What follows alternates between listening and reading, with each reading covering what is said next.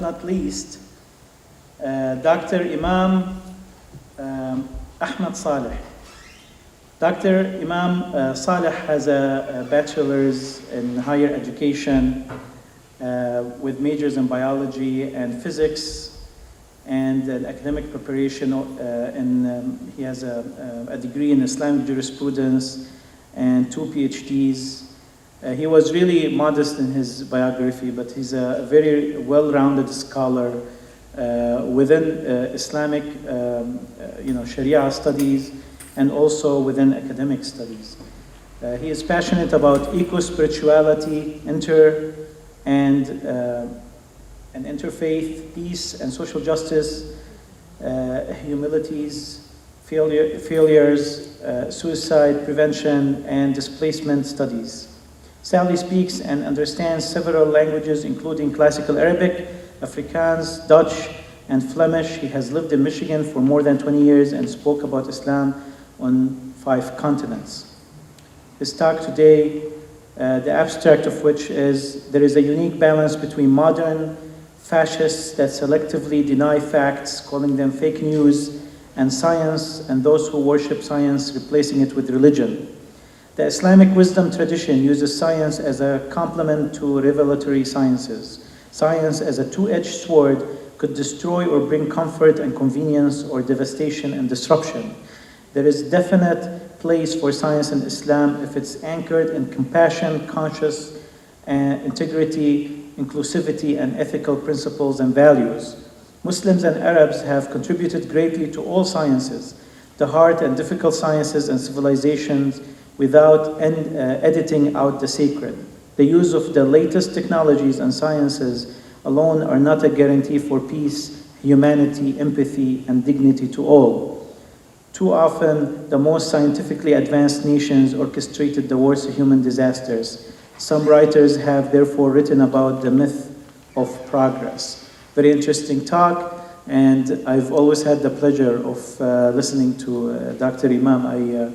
I started listening to him in the year 2000. So I'm going to be celebrating my 20th year anniversary listening to you, Doctor. Without further ado, Dr. Imam Achmat Salie.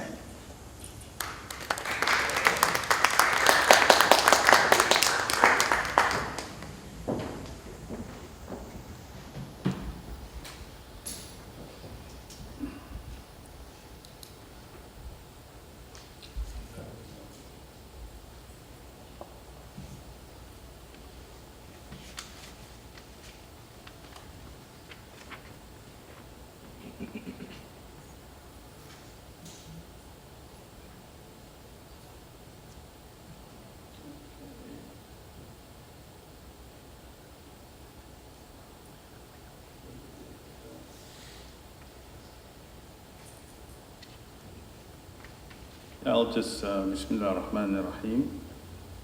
Nahmadullah wa nusalli ala Rasul al-Kareem, amma ba'd.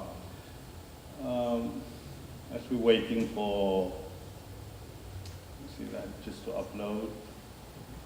But now.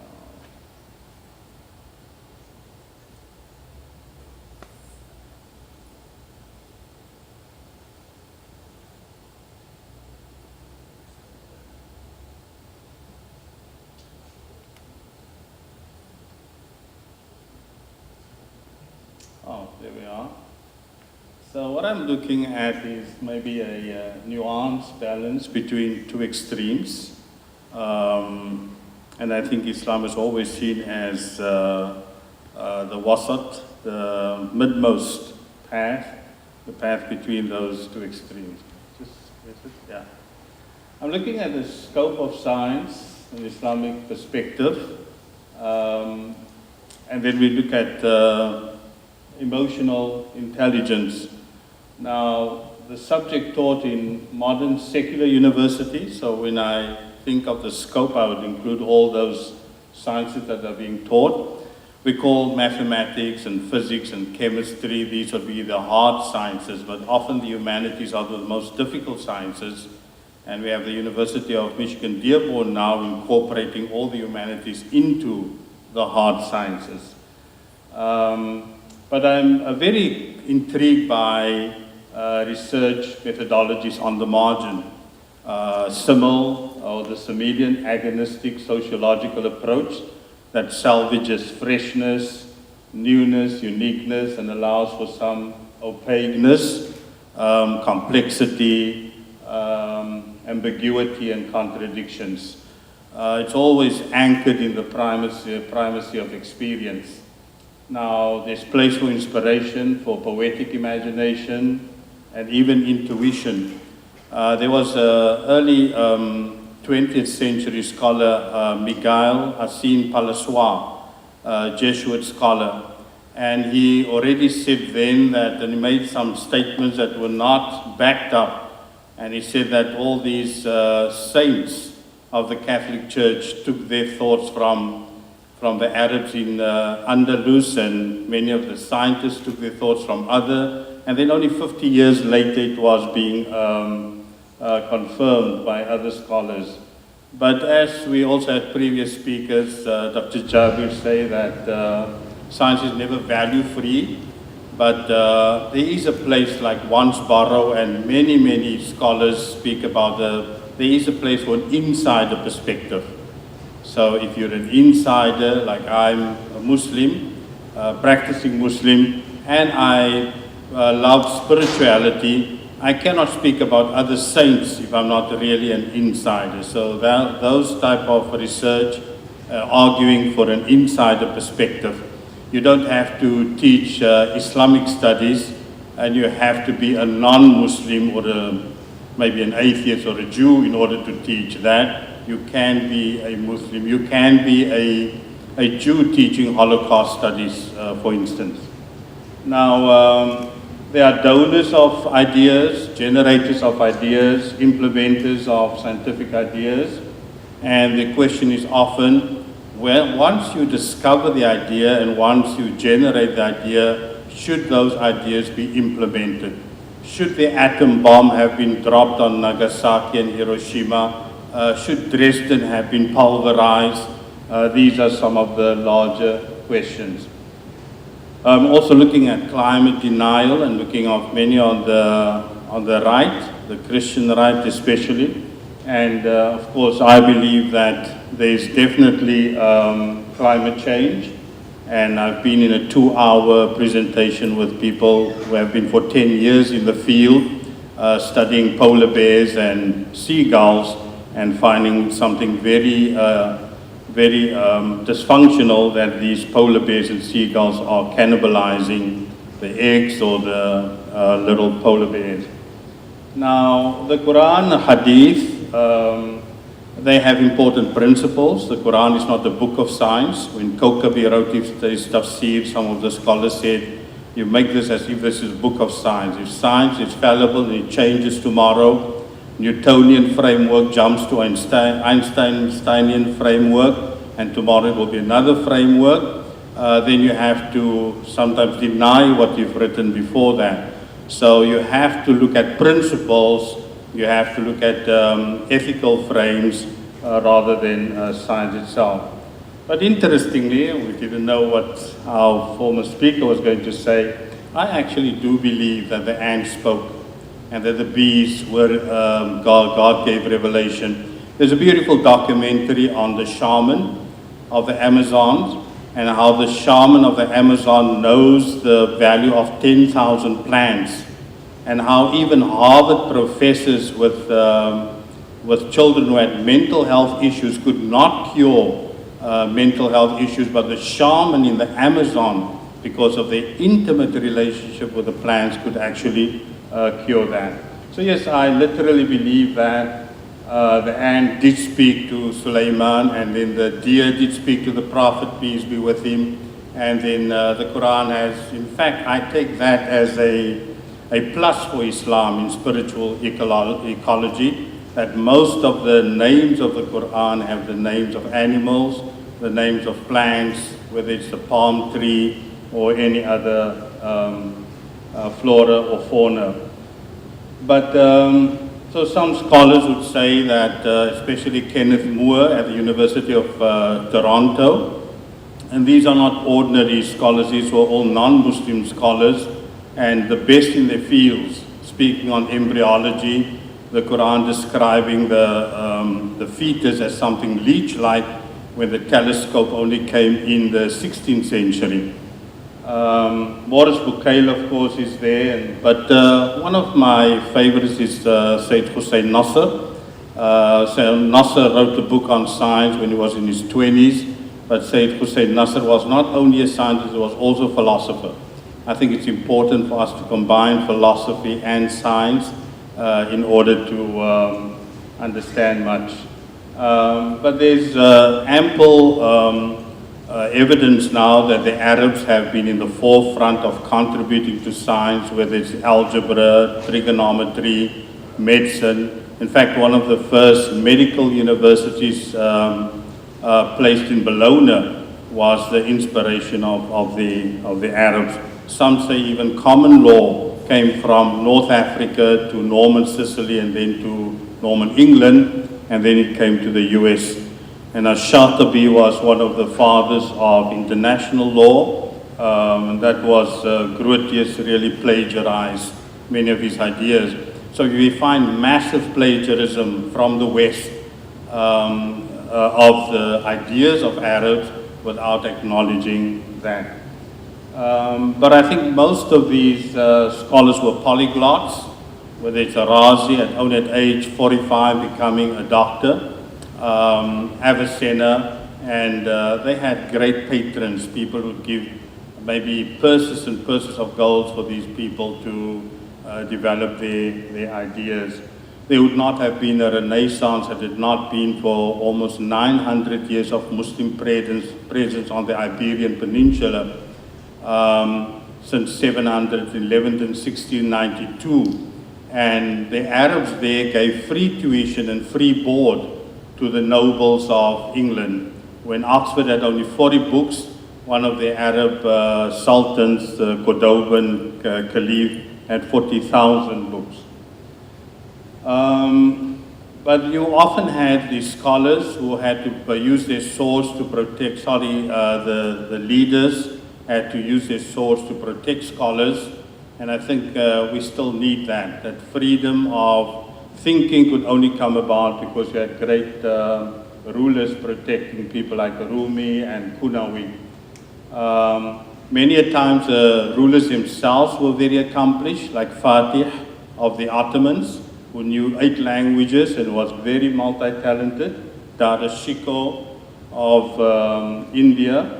Akbar, of course, who had policies that included agnostics and atheists in 1580, and then many others.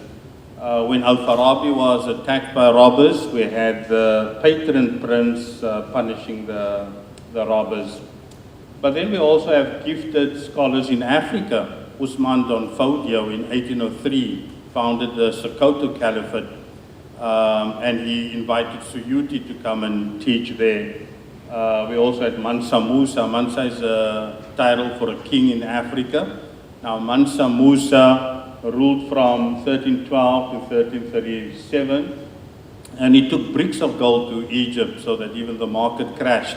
But the reason he was so generous, he wanted to bring back scholars and books and artisans. So that was his way of really, he felt that through knowledge, Islam has this Iqra imperative. Through knowledge, he wanted to promote peace and coexistence.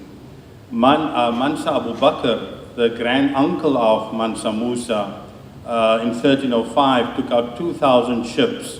So they were great at shipbuilding that crossed the Atlantic and came over to the US or to the Americas. And we know there's a lot of black Native Americans, and it's possible that the group that went over with Mansa Abu Bakr were part of that.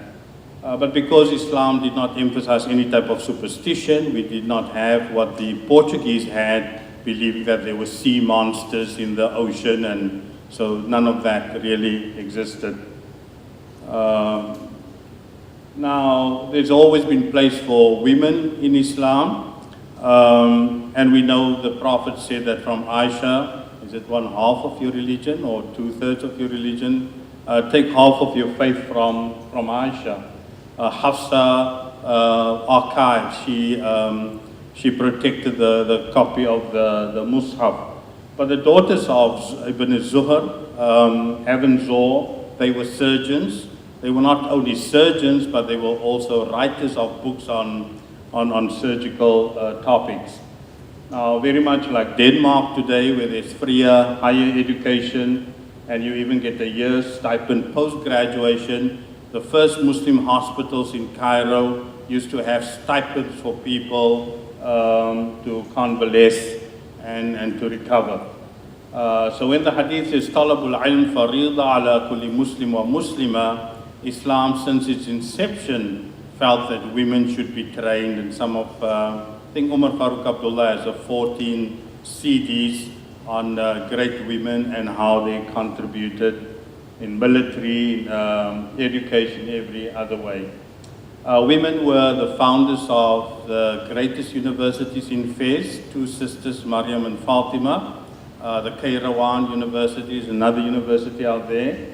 And they were great inspirations. Women rulers like Asma and Arwa in Yemen, they were also patrons of the arts. And then Ibn Battuta found women rulers that ruled for 50 years in the Maldives, and inviting this moving scholar. In Russia in the 1950s, they already put a woman as part of the Mufti group. Now, sometimes we believe what we see, or we see into observations what we believe. Sometimes we play God, but the hadith actually asks us to reflect the attributes of God and not to play God as such. تَخَلَّقُوا بِأَخْلَاقِ اللَّهِ. Now, facts can be manipulated for political reasons, and the work of Thukufu Zibri on the statistics that lie, because too often you have crime is being reported. So the police would go into some poor neighborhoods, there's a party, they have one person guilty of felony, and they would document all 50 people. And so the crime attributed to African Americans seems so much larger than it really is. So that's important work on how statistics can lie. And China, they used to say there's only 2% Muslims, but the 1.5 billion Chinese is about 7% according to a bishop of the Mormon Church, who's also a professor at Oakland, and he said that in 2010. Sometimes also scientists get their grants from the military. So getting your grant from the military, they're not going to bite the hand that feed you. And so it's very skewed, as our speaker said also before. Science is never value-free. You look at US-Indian relationships today with Kashmir and Assam, and you find that because they have so many economic gains from India, that they are not really forthcoming in speaking out against what's happening in Kashmir and what's happening in Assam. But if we create psychological methods and other methods to torture, to send drone attacks on innocent people, spying, WikiLeaks, carpet bombs, different forms of deception and academic lynching, sometimes even lying about disease so that we can take control of the resources of those countries. And we ask yourselves, to what use are we putting anthropologists? To what use are we putting some of those scientists? So there must always be conscience, compassion, and integrity, because science without conscience is what we call con-science. The Fog of War by McNamara, he says there was absolutely no need for dropping those bombs on Nagasaki and Hiroshima, and it was also fabricated. In fact, the conditions were made such that they wanted to drop those bombs and experiment with those bombs.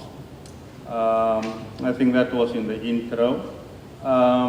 When we come to rationality, we should think of different nuances to the word rationality. Yes, so do we embrace maybe revelation and reason? Do we embrace just any type of reason? The Israelis claim to be very rational.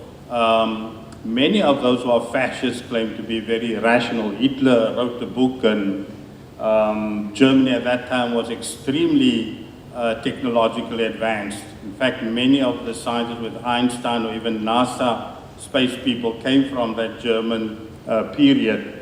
But if it's a rationality that's subjective, fragmented, utilitarian, instrumental, calculative, solipsistic, and reductionist, that's not the type of rationality we embrace, but rather rationality that's integrated, substantive, prescriptive, self-grounding, communicative, intercultural, and intersubjective. And that goes for rationality, for belief, for reason, for virtue, for values, and for morality. The Quran doesn't guarantee that you're going to discover the truth. There are many Muslim tyrants, there are many Muslim dictators, there are many Muslim false prophets, but it may be one great path towards the truth. And so to look at Islamophobia today, Islamophobia could be sophisticated, excused, suicidal, atrocious, or orchestrated, structural, unconscious, institutionalized, murderous, subtle, bigoted, or even lazy Islamophobia. Lazy Islamophobia refuses to interrogate the sources of misinformation and distortion. Why don't Muslims apologize? Or if they do apologize, there's always other ways to say they are too apologetic. Now, when there's ample evidence that counted Muslims sadly felt obliged to participate in this ritual of lazy